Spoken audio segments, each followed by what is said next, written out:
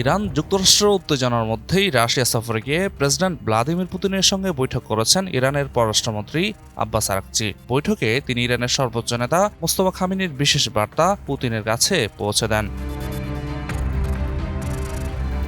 আল জাজিরার প্রতিবেদনে বলা হয়েছে, ইরান ও মধ্যপ্রাচ্যের দেশগুলোর স্বার্থে সম্ভাব্য সব ধরনের সহায়তায় প্রস্তুত রয়েছে রাশিয়া। বৈঠকে পুতিন ইরানকে কঠিন সময় পার করছে উল্লেখ করে দেশটির জনগণের সংকট মোকাবেলার সক্ষমতার উপর আস্থা প্রকাশ করেন। একই সঙ্গে শান্তিপূর্ণ সমাধানের প্রত্যাশাও তিনি ব্যক্ত করেন।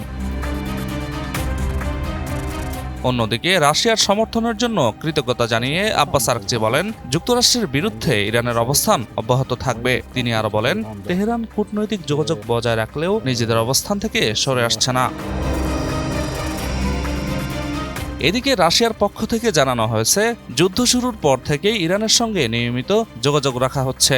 একই সঙ্গে সংঘাত নিরসনে রাজনৈতিক ও কূটনৈতিক সমাধান খুঁজতেও প্রস্তুত রয়েছে মস্কো। বিশ্লেষকদের মতে এই বৈঠক শুধু বার্তা বিনিময় নয়, বরং আঞ্চলিক শক্তিগুলোর নতুন কৌশল নির্ধারণেরও অংশ হতে পারে। Mohammad Tashrif, Times today.